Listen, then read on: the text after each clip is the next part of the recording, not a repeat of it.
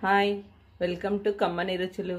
ఇప్పుడు నేను చేయబోయే రెసిపీ బెండకాయ మసాలా పెట్టుకొని ఇందులో కొంచెం ఆయిల్ వేసుకోవాలి. 1 టేబుల్ స్పూన్ ఆయిల్ వేసుకోవాలి.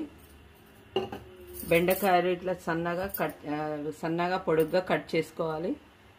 ఇవి షాలో ఫ్రై చేసుకోవాలి. ఇవి చక్కగా ఫ్రై అయిపోయినాయండి. ఇవి ఇప్పుడు బౌల్లోకి తీసుకోవాలి. ఇప్పుడు చక్కగా ఫ్రై అయిపోయినాయి బెండకాయలు. ఇలా బౌల్లోకి తీసుకొని పక్కన పెట్టుకోవాలి.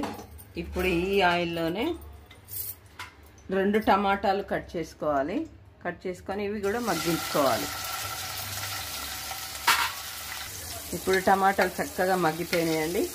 వీటిని మిక్సీ జార్లో వేసుకోవాలి.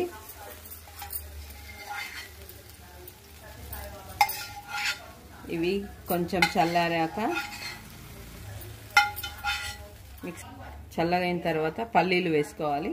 1/2 కప్పు పల్లీలు, 1/4 కిలో బెండకాయలకు 1 కప్పు టమాటాలు, 1/2 కప్పు పల్లీలు ఇందులో వేసుకోవాలి. ఇవి చల్లారిపోయినవి. ఇవి వేయించిన పల్లీలు వేసుకోవాలి. ఇది మిక్సీ పట్టుకోవాలి మెత్తగా. ఇప్పుడు అదే ప్యాన్లో స్టవ్ వెలిగించుకొని మళ్ళీ కొంచెం ఆయిల్ వేసుకోవాలి.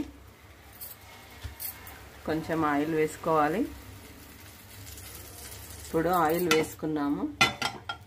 అందులో జీలకర్ర ఆవాలు, 1/2 కప్ ఆనియన్ ఫ్రై కావాలి. ఇప్పుడు ఆనియన్ చక్కగా ఫ్రై అయిపోయింది. ఇందులో టమాటా వేయించిన పల్లీలు గ్రైండ్ చేసుకున్నాము. ఇలా పేస్ట్గా ఉంటుంది. అది ఇందులో వేసుకోవాలి.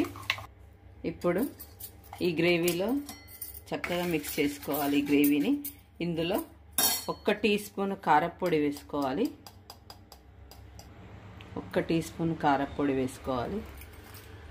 1/2 టీ స్పూన్ ఉప్పు వేసుకోవాలి. కొంచెం అల్లం వెల్లుల్లి పేస్ట్ వేసుకున్న తర్వాత ఇలా కలుపుకోవాలి. ఇది చక్కగా ఉడకాలి. కొద్దిసేపు ఆయిల్ పైకి వచ్చే వరకు ఉడికించుకోవాలి. ఇప్పుడు చక్కగా ఉడికిపోయింది. ఇందులో చిటికెడు చక్కెర వేసుకోవాలి. ఎందుకంటే కమ్మదనం కోసము. ఇప్పుడు ఫ్రై చేసుకున్న బెండకాయలు ఇందులో వేసుకోవాలి.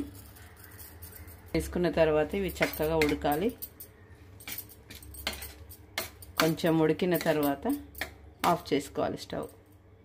ఇది చక్కగా ఉడికిపోయింది. ఇందులో కొత్తిమీర, కరివేపాకు వేసుకోవాలి.